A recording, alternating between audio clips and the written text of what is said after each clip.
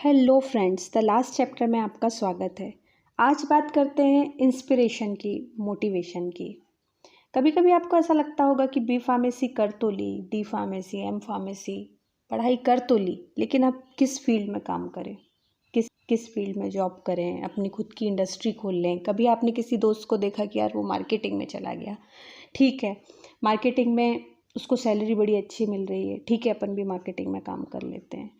फिर किसी का पता चला कि वो जो है क्यूए में, क्वालिटी एश्योरेंस में चला गया, इंडस्ट्री में काम कर रहा है, वहाँ वो बोल रहा है कि बहुत अच्छा एनवायरनमेंट है, तो आपको लगा होगा कि इंडस्ट्री में चलते हैं, ठीक है। इस तरह के कन्फ्यूज़न आपके माइंड में चलते रहते होंगे। इस प्रॉब्लम का सॉल्यूशन ढूंढने के लिए मैं आपको एक स्टोरी सुनाती हूँ। एक दिन की बात है, एक ऊँट और उसका बच्चा बातें कर रहे थे। बातों बातों में ऊँट के बच्चे ने उससे पूछा, पिताजी, बहुत दिनों से कुछ बातें सोच रहा हूँ, क्या मैं आपसे पूछ सकता हूँ? ऊँट बोला, हाँ हाँ बेटा, ज़रूर पूछो, अगर मुझसे बन पड़ेगा तो मैं जवाब ज़रूर दूंगा। कि हम ऊँटों के पीठ पर कुबड़ क्यों होता है? हम जिसे हम्प कहते हैं ना, जिसमें वाटर स्टोर करके रखता है, हम ऊँटों के पीठ पर कुबड़ क्यों होता है? ऊँट के बच्चे ने पूछा। ऊँट बोला, बेटा, हम रेगिस्तान में रहने वाले जीव हैं। हमारे पीठ पे कुबड़ इसलिए है ताकि हम इसमें पानी जमा करके रख सकें। इससे हम कई कई दिनों तक बिना पानी के भी रह सकते हैं। अच्छा, और हमारे पैर इतने लंबे और पंजे गोलाकार क्यों हैं? ऊँट के बच्चे ने दूसरा प्रश्न पूछा। जैसा मैं तुम्हें बता चुका हूँ कि हम रेगिस्तानी जीव हैं, उसके पिता बोलते हैं। यहाँ की भूमि रेतीली होती है, हमें रेतीली भूमि में चलना पड़ता है। लंबे पैर और गोलाकार पंजों के कारण हम रेत में चलने में हमें सहूलियत होती है। अच्छा, मैं हमारी पीठ पे कुबड़, लंबे पैर और गोलाकार पंजों का कारण तो समझ गया हूँ पिताजी, लेकिन हमारी घनी घनी जो पलकें हैं, आई लैशेज़, उसका क्या कारण है? इतनी घनी पलकें किसी और जानवर की नहीं है। इन घनी पलकों के कारण कई बार मुझे देखने में परेशानी भी होती है। ये इतनी घनी क्यों है? ऊँट के बच्चे ने अगला सवाल पूछा। पिताजी बोले, बेटा, ये पलकें हमारी आँखों की रक्षा कवच हैं, प्रोटेक्ट करती हैं आइज़ को।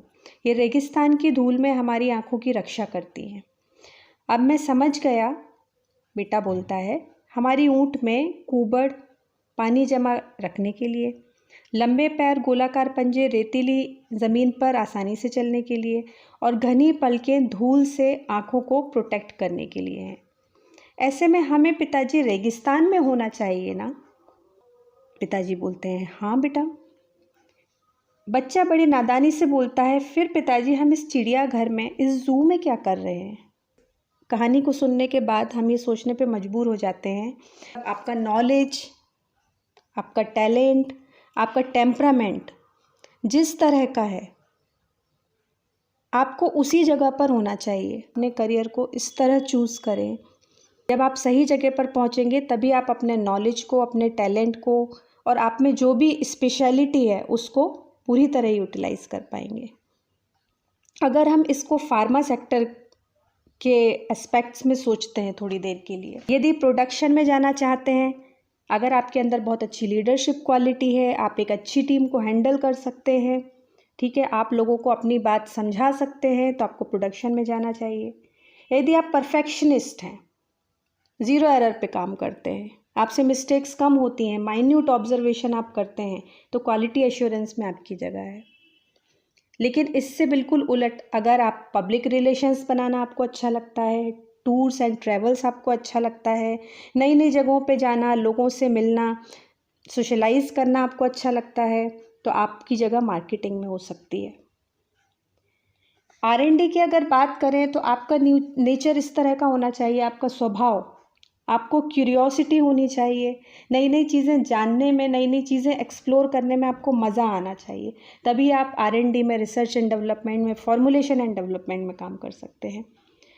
यदि आप बहुत क्रिएटिव हैं, आपको राइटिंग करना अच्छा लगता है, आप एक जगह पर बैठ के ब्रेनस्टॉर्मिंग करके घंटों तक कुछ सोच के कुछ अच्छा क्रिएट कर सकते हैं, कुछ अच्छा लिख सकते हैं, तो हो सकता है आपके लिए मेडिकल राइटिंग अच्छी हो।